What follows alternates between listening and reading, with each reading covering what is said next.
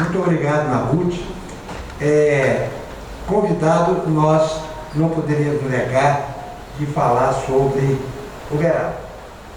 E, nesse caso, a literatura de Uberaba, que está aí esparsa, é difícil de ser, assim, sistematizada. Então, nós vamos apresentar hoje um panorama em 8 módulos, que vão ter aí as suas ilustrações, algumas ilustrações apenas, mas Brás Cubas, quando começou a escrever as suas memórias póstumas, ele ficou hesitante se devia começar pelo nascimento dele ou a morte, que ele já tinha morrido. Nós, então, optamos aqui em começar pelo começo.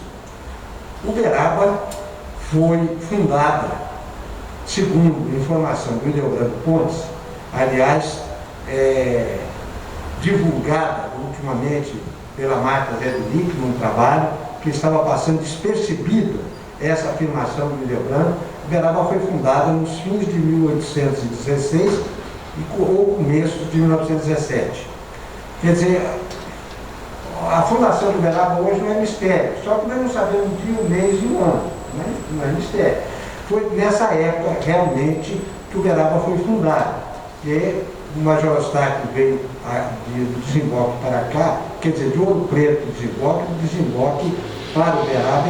Ele organizou 2 bandeiras, uma em 1810 e uma em 1812, essa segunda para fixar aqui e fundar uma cidade. Ele veio com esse propósito. E a cidade foi fundada realmente uns 4 anos depois, em fins de 1816 e 17.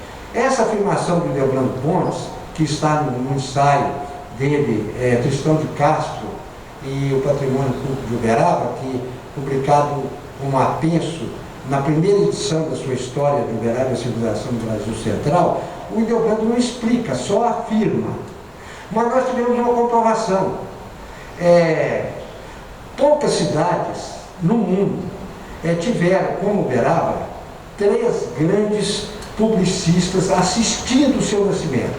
Barão de Echeverri, um alemão, um sábio alemão, que esteve aqui em Uberaba, mais ou menos em setembro, outubro de 1816, e descreve o Arraial da Capelinha, que já havia sido fundado aqui perto de Santa Rosa, desde 1810, 1811, fazendeiros, sesmeiros, que ganharam sesmarias ali, concentraram-se lá e foram organizando um arraial. Já tinha umas 20 casas, mais ou menos, ninguém sabe ao certo.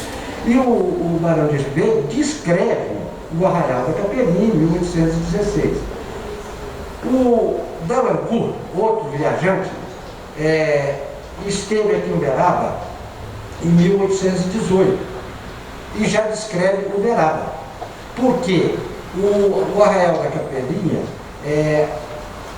todos os habitantes vieram para Uberaba em 1817. Parece que até a Marta que levantou esse problema, a Marta Zeslick, que foi por causa de ameaça de indígena, um motivo qualquer, todos vieram para Uberaba. E lá acabou, inclusive o fundador, José Francisco de Azevedo, que veio muito contrariado, mas teve que mudar para Uberaba e veio morar aqui perto do mercado. O Dalancourt, então, descreve Uberaba. Você lendo a descrição, você vê Uberaba. Esse mesmo Dalancourt é porque ele passou aqui indo para Mato Grosso. 5 anos depois ele voltou e passou aqui de novo e ficou surpreendido nesses 5 anos com o progresso de Uberaba. Não era Uberaba que chamava, Farinha Podre, etc. Do Arraial. Ele conta até as casas. Mas em 1819 veio aqui o CTDR, que também descreve, embora faça uma certa confusão de denominação, ele descreve Uberaba. Então não tem dúvida que o Ildebrando Pontes estava certíssimo, que ela foi fundada nesse intervalo. Nós podemos pôr a foto aí. Nós tivemos aqui, então, 1816, começo de 17. Isso aí não tem dúvida. E a Fundação de Uberaba, o que é? É quando o Major Eustáquio, na época capitão, começou a construção do seu retiro aqui onde é o Hotel Monte Carlo, hoje onde foi a Notre Dame de Paris.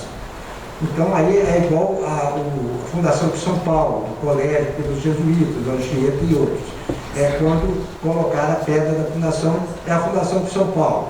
Então, aqui, quando ele começou a construir o seu retiro e desenhou a cidade, ele é que desenhou aqui o centro da cidade, a Praça Rui Barbosa, com as ruas, e foi convidando, veja bem, isso é 16 por 17, convidando os habitantes do Arraial da Capelinha e do Desemboque para vir morar aqui e construir paralelamente a Casa do Retiro.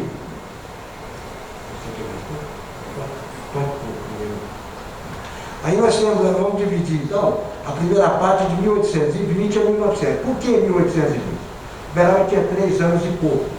Em 1820, foi, no dia 2 de março, criada a freguesia, no Arraial, que nem tinha nome oficial nem nada. Então, essa freguesia é a certidão de nascimento de Uberaba, o batismo. Mas Uberaba já tinha nascido. Quando se leva uma criança para batizar ou ao registro, pode ser anos depois. Ela já nasceu naquela data que ela nasceu. Então, Uberaba já tinha nascido.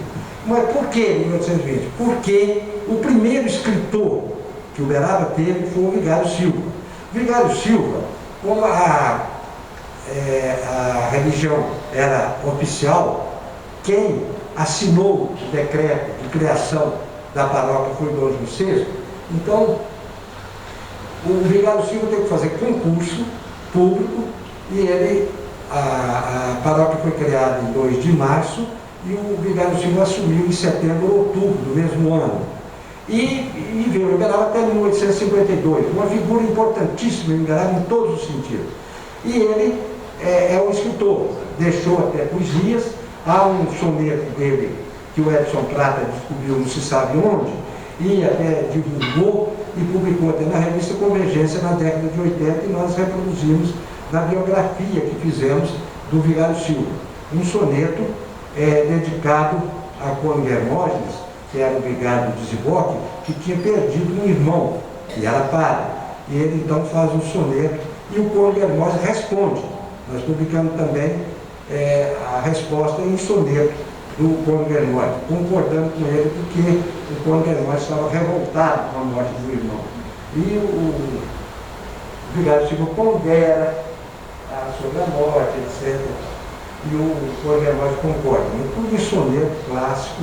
Então são as primeiras produções literárias de Uberaba.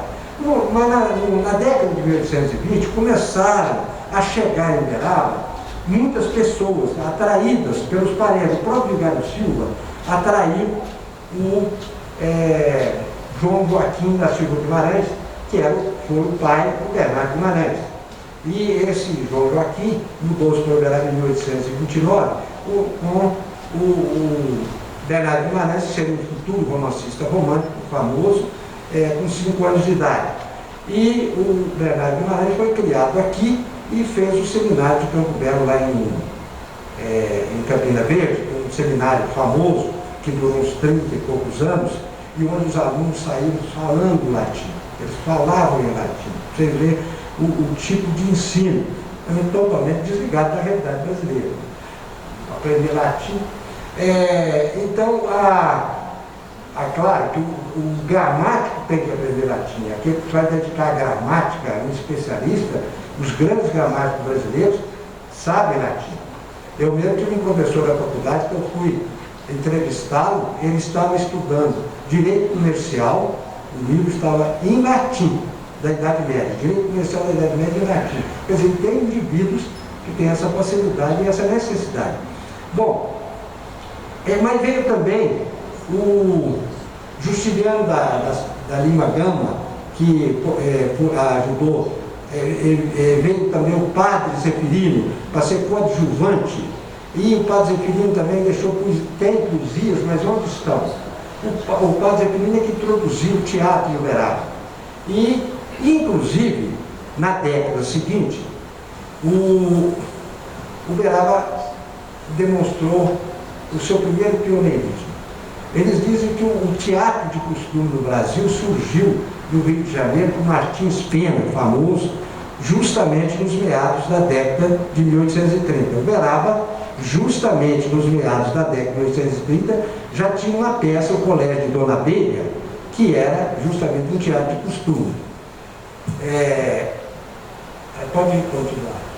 Bom, aqui nós temos, voltando ainda ao Vigário Silva, isso aqui não é literatura, é um livro de história, embora muito bem escrito. O Uberaba não tinha 10 anos quando ele escreveu isso, mas só tem uma falha. Não fala nada da fundação de Uberaba. Ele era sócio do Major Eustáquio num comércio no Porto de Delta, quer dizer, o Uberaba era desse tamanho, tinha 1.900 pessoas, sendo uns 400 escravos. Então, eu coloquei uma homenagem, o primeiro livro, o primeiro ensaio sobre o Uberaba que apareceu. Foi editado na revista do Instituto Histórico de Geografia de Minas Gerais só no fim do século e foi reeditado pela Academia de Letras aqui do Triângulo Mineiro em 1970 no livreto. E agora consta do blog Bibliografia sobre o Uberaba. Está lá, que é aquela outra capa. Essa é a capa originária dos cadernos da Academia de Letras. Bom, então vocês veem aí a importância, já no meados de 1830, nós tínhamos atividades teatrais de Uberaba, que encenavam peças, tudo improvisado, um teatrinho montado nas ruas, nas praças e tal, pelo Padre Zeferino e vários outros. E o autor dessa peça, Colégio de Dona Abelha, é justamente o pai do Major Cesário. O Major Cesário tem uma rua aí, é personagem do romance Inocência, do Visconde Tonelli. E o único personagem, que aquilo é fato verídico, que o Visconde Tonelli, quando teve em Uberaba, soube, o único personagem que o Visconde Tonelli mantém no seu nome próprio é justamente o Major Cesário, que era uma das pessoas mais cultas do país na época. Inclusive, grande musicólogo, ele estudou no seminário lá de Campo Belo, e lá ele já lecionava no próprio seminário. Veio para Uberaba e mudou a banda União Uberabense, que já tinha sido fundada em 1852, ele chegou já no fim da década e introduziu muitas modificações e foi um sucesso. Mas ele abandonou depois a música e se dedicou à advocacia. Ele ganhou até um prêmio na Europa de Dom Pedro, que ouviu uma de suas composições, mas ele negou sair para a Europa porque ele falou que ia estudar direito para advogar em Uberaba. Não quis e não mexeu mais com isso, só mexeu com o direito. Foi um dos maiores advogados que Uberaba já teve, faleceu em 1925. Essa peça só foi levada na década de 60, quando já existia o Teatro São Luís. Não tinha esse nome de São Luís, existia o teatro. E censurada pelo delegado, porque era uma comédia apimentada, uma comédia de costume. O próprio título já indica, Colégio de Dona Abelha. No próprio título já está aí. Então o autor é o pai do Major Cesário. O Major Cesário, por sua vez, deixou obras, História de Uberaba, deixou umas 3 obras que sumiram e ninguém sabe onde estão. Então nós perdemos toda essa produção, praticamente, que existia em Uberaba, nós fomos perdendo. E na década de 1850, chegou em Uberaba Degenettes, que era um médico francês, formado na França, em medicina, e veio para o Brasil. Era um aventureiro, participou da chamada Revolução Liberal de 1842 e tal, e veio aqui para o Uberaba, depois foi para a Estrela do Sul, Bagagem, explorar diamante. Ele também tinha estudos de geologia, e ele escreveu peças de teatro, e escreveu um romance sobre Tiradentes, e uma peça, O Estalajadeiro, para o teatro que já existia em Uberaba desde 1864. Onde estão essas peças? Onde está esse romance? Estamos perdemos tudo. Pode ser que por acaso alguém ache em algum lugar, mas é praticamente impossível nessa altura dos acontecimentos. Mas o Hildebrando Pontes, como sempre, ele registrou isso tudo. Não sei como ele soube, mas ele ainda encontrou, quando ele começou, no fim do século XIX, já ainda estudante do Instituto Zootécnico de Uberaba, ele já começou a escrever sobre Uberaba, ele encontrou muita gente viva e conseguiu muita informação que está no livro dele. E se não fosse ele, eu não estaria falando isso aqui, porque nós não saberíamos disso. Bom, o Degenetes, o que aconteceu? Uberaba foi crescendo muito lentamente. Na década de 1870, nós tivemos a fundação da imprensa em 74, que foi muito importante para a literatura e para o conhecimento em geral, pelo Degenetes.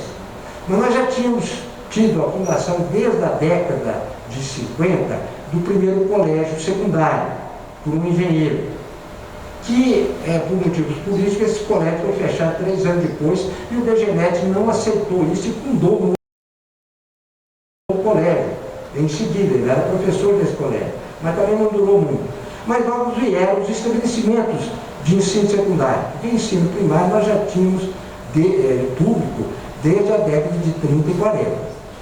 Mas escola primária, fundamental. E os colégios mesmo surgiram a partir da década de 50, desse engenheiro que fundou o primeiro.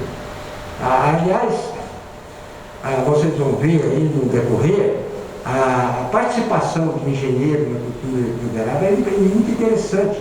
O Ildebrando Pontes Cruz era um engenheiro agrônomo, ele vivia de fazenda, e depois teve que parar com isso por causa da saúde. Mas aí foi lecionar, Então, bom, mas em 1876, a imprensa foi fundada em 74, mas já tinha um jornal, o Paranaíba, aí o Degenetes, que é o grande, que foi inclusive prefeito federal, porque ele era vereador, e os vereadores, como era um regime parlamentarista, os vereadores elegiam o agente executivo. E ele foi eleito, mais uma vez, com Borges Sampaio, que chegou aqui também na década no fim de 1840, mas para fundar uma filial de um armazém que ele trabalhava lá em Santos. E se transformou num dos maiores benfeitores, num dos maiores intelectuais que Uberaba teve, embora não tenha escrito literatura. Então nós não vamos versar sobre a obra dele. Ele só deixou um poema meio jocoso sobre as loterias. Todas as outras obras dele são ensaios históricos, que estão no livro dele, que também já está no blog Bibliografia sobre Uberaba. E foi editado em papel pela Academia de Letras na década de 1970. Bom, aí nós tivemos, em 1876, a fundação, os escritores de Uberaba já sentiram necessidade de se aglomerar, de se organizar, e fundaram o Grêmio Romântico Uberabense, em 1876. Eu guardei essa data pelas coincidências. É claro, isso aí durou uns 2 anos. Mas em 1880 foi fundado outro, chamado Clube Literário Uberabense. Veja a diferença. O outro foi sobre um grande fluxo do romantismo que dominava as letras brasileiras, anacronicamente, como sempre, porque o romantismo surgiu na Europa no começo do século. Em 1870, 80, ainda estava gente escrevendo em todo o interior do Brasil romanticamente. Enquanto o Rio de Janeiro, por exemplo, já estava abandonando. O próprio Machado de Assis começou, até certo ponto, os primeiros romances dele, os 4, são uma transição do romantismo para o realismo psicológico, tem uma influência, ninguém parte assim de repente. Mas esse clube literário uberabense de 1880 congregou já um grupo muito importante de intelectuais. Entre eles estava lá o Dr. Ludovice. O Dr. Ludovice, que tem até uma rua aqui, foi juiz de direito, foi jornalista, foi tudo. E ele escreveu peças de teatro que inclusive foram representadas em Ouro Preto. E ele consta, junto com outro que nós vamos ver depois, naquela obra básica do J. Galante de Souza, o Teatro no Brasil. Então ele está lá, tem um verbete com as peças dele nesse livro. E onde está essa? Perdemos tudo. Bom, mas pelo menos ficou a memória. Entre outros membros desse clube, tinha o pai dos futuros pintores, Arnaud e Anatólio Guimarães, que Magalhães dominaram a arte plástica de Uberaba, figurativa, conservadora, acadêmica, em toda a metade passando um pouco da metade do século passado. Eram os grandes pintores de Uberaba, inclusive um painel lá na Câmara do Oratório, se não me engano.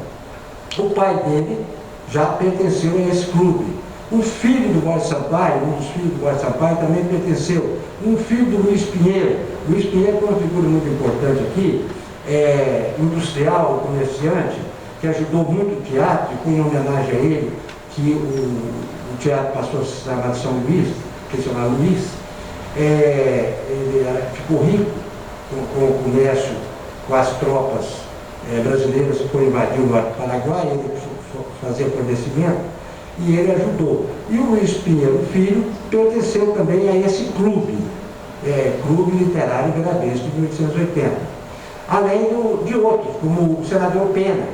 O senador Pena era um professor de latim, de português, que veio para Uberaba também atraído por um parente, que era juiz de direito. E ele veio na década de 50. E foi uma figura importantíssima, jornalista, político, e pertenceu ao Senado, mas ao Senado mineiro. Naquela época, os estados que tinham mais população tinham, além da Assembleia Provincial, o Senado. Um absurdo, né? Mas em Minas Gerais era o estado mais populoso do Brasil, na época. Então tinha o Senado. E é por isso que ele tem a rua Senador Pena. Uma figura importantíssima, ele é que fundou aqui, trouxe a Escola Normal Oficial, ele é que ajudou a trazer a Mugiana também para Uberaba, além de outras coisas. Ele, aliás, foi o primeiro diretor da Escola Normal, que teve uma importância fundamental para a cultura e para o ensino em Uberaba. Mas nós tivemos, esse clube durou mais tempo do que o anterior. Depois surgiu, 4 anos depois, de 1884, o Ateneu Literário Uberabense, já abandonado todos os dois o nome de romântico. Também durou pouco, mas tem um significado muito importante isso, porque já tinha número de intelectuais, jornalistas, já existia imprensa, existia mais colégios.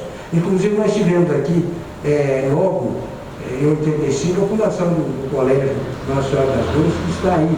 A Escola Normal já tinha sido fundada em 82, 3 anos antes.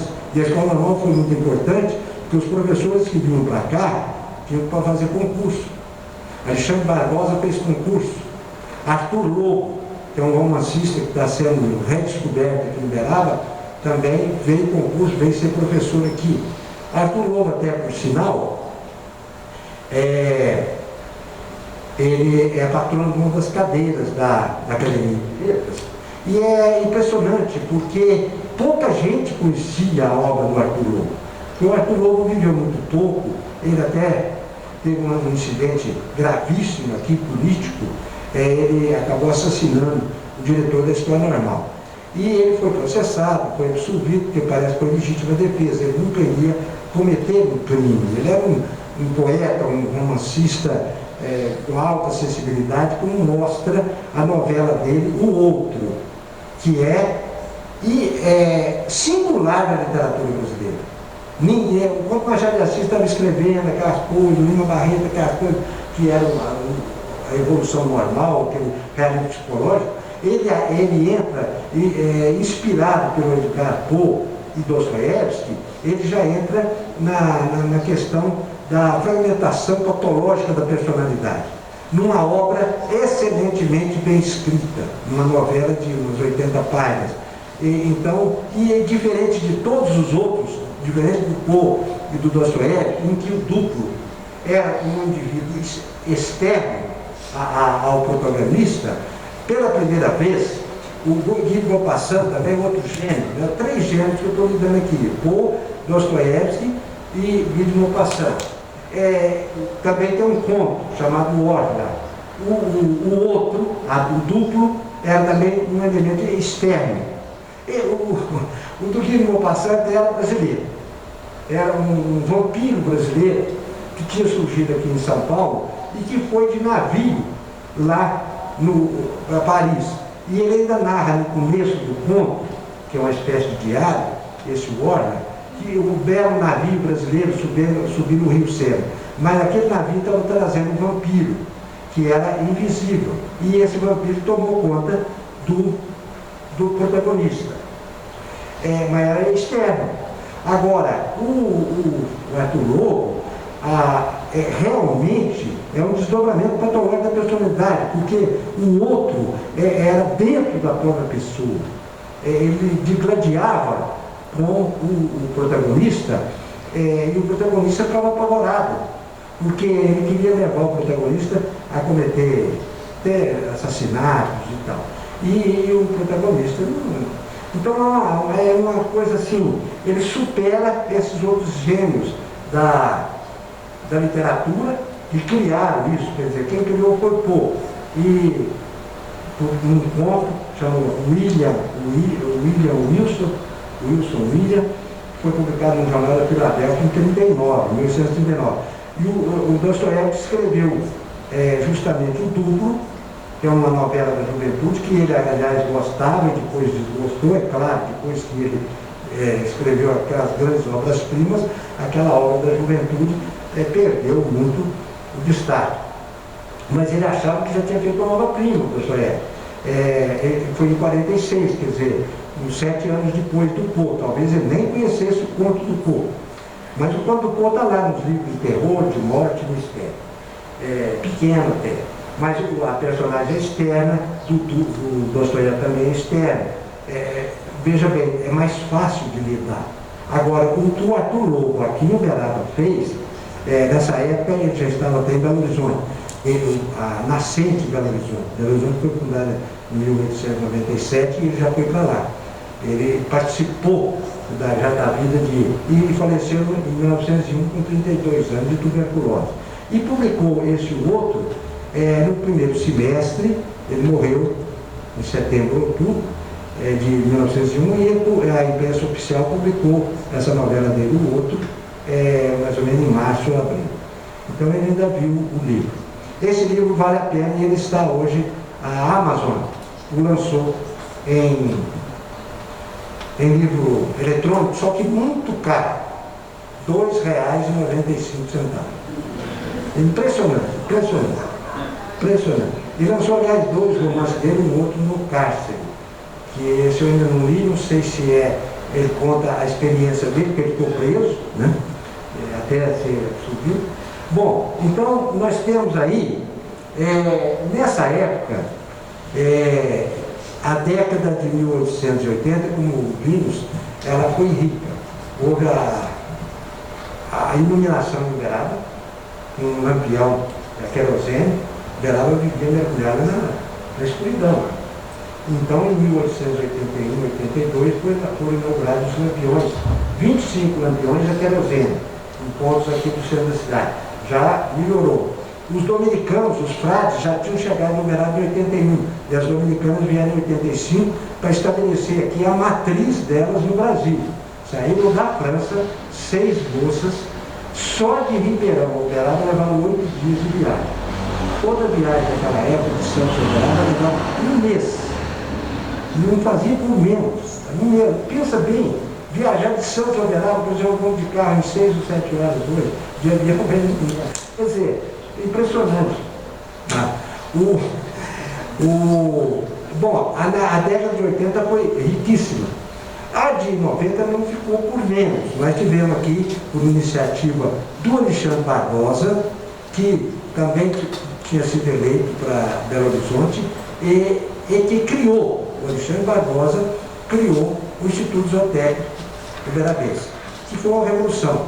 Uberaba não tinha luz elétrica, não tinha nenhuma praça urbanizada, nenhuma rua calçada, 50% ou mais da população era completamente analfabeta. Já tinha uma escola de nível superior, em que se formaram aí o De Branco, o Zé Maria dos Reis e o Fidelis Reis, os 2 irmãos, mais outros 3 ou 4 figuras, também importantes. Então todos engenheiros agrônomos. Mas esse Instituto Zootécnico foi fechado por um telegrama do governador, ilegalmente, porque era um instituto que foi criado por decreto, não podia ser fechado por um simples, mas ato de poder, né?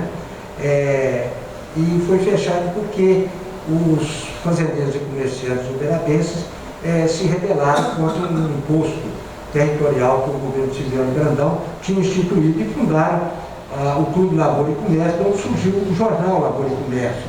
Aí nós temos um dos primeiros nomes do Lavoura, que é o primeiro, está muito estragado, não deu para ver. Aí o Lavoura e Comércio parece que é o número 8. Então, um dos primeiros, e um jornal que durou mais de 100 anos, era o terceiro jornal mais antigo do país. Então, o Uberaba sustentou o jornal por 100 anos. Quer dizer, isso não é brincadeira, porque em 1929 ele se transformou em diário. Ele era semanário e tal, ou saía 2 vezes por semana, mas a partir de 29 ele se transformou em diário e permaneceu diário até fechar, agora no começo desse século. Bom, nós tivemos também um outro jornal importantíssimo aí, o Gazeta de Uberaba. Aí, esse é número 27. Ali fala de administrador José Augusto Paiva Teixeira. O José Augusto Paiva Teixeira, Cazuza, tem a rua Cazuza, foi um indivíduo importantíssimo na imprensa do Uberaba. Ele veio a convite do DGNet, contratado pelo DGNet, para ajudar no jornal do DGNet. E depois ele mesmo fundou vários jornais, administrou vários. Esse jornal aqui foi fundado por João Caetano e o Rosa, que é o Tobias Rosa, um dos mais importantes jornalistas uberabenses. E o João Caetano, da Silva Oliveira, um político e jornalista intelectual muito importante aqui em Uberaba. Essa rua, João Caetano, não se sabe se é em homenagem a ele ou se é em homenagem àquele ator, João Caetano, famoso lá do Rio. Tinha que apurar a lei. Então nós tivemos assim já uma imprensa, surgiu o Correio Católico em 97, era o jornal do Uberaba, um padre comprou um jornal do Uberaba, que nós tivemos já 4 ou 5 jornais com esse título, tem um até hoje. Esse aí, se não me engano, é o 5º com esse nome. E comprou e transformou em Correio Católico, que é um jornal também periódico, né? Ele era semanário, quinzenário, só se transformou em diário em 1954 ou 55 e durou até 72. Um diário, aliás, dos mais importantes que o Uberaba teve nessa época. Tem a coleção completa, é um arquivo público e, se não me engano, já está completa. Não, pelo menos a parte do diário, né? A outra parte é muito antiga, né? Desde o século XIX. Bom, nessa época, ainda na década de 90, nós tivemos o Almanaque Uberabense. Foi o primeiro periódico que não era destinado à cultura, à literatura especificamente, mas foi um grande periódico cultural, porque ele publicava biografias, poesias, não só de uberabenses, mas daqueles grandes poetas que pontificavam no Rio, lá, Bilac, estava lá, tinha poema deles, e de outros, muitos outros. O Almanaque Uberabense, esse que surgiu, que nós vimos aí, tem uma capa, surgiu em 1897, e depois foi impresso no Rio. Depois paralisou e retornou em 1903, mas já impresso em Uberaba. Nesse tempo se fundou uma editora e livraria em Uberaba. Aí nós vimos aí, o Teatro São Luís em 1900. Ali nessa fotografia está Boris Sampaio. Dá para percebê-lo ali, já de cabelo branco, tinha 80 e tantos anos. E ele faleceu em 1908, mesmo ano do Machado de Assis. E ele lembra muito Machado de Assis em muita coisa, o Boris Sampaio. Até um estudo para ser feito. Quem conhece bem Machado de Assis, quem conhece o Boris Sampaio. Parece incrível, mas há muita da personalidade dos dois. Bom, aí esse teatro dessa época já não era mais particular, eles tinham doado para a prefeitura. E quando chegou no fim da década já não existia mais o prédio, pegou fogo e tal. E aí foi construído o Cine Teatro São Luís, e em 1931, 32, que era o mais moderno do Brasil, quando foi inaugurado, com um espanto em Uberaba. Bom, Uberaba, em 1900, exatamente no ano dessa foto, teve a sua primeira sessão de cinema. Nós vimos aí os escritores já estavam congregados, e isso ia se acentuar um pouco mais no começo do século, e no Grêmio Literário Bernardo Guimarães, que durou 5 anos, de 1904 a 1905, fundado por um advogado promotor aqui em Uberaba, que era de Sergipe, Felício Duarte, que foi muito importante em Uberaba. Ele publicou o primeiro livro de poesia em Uberaba.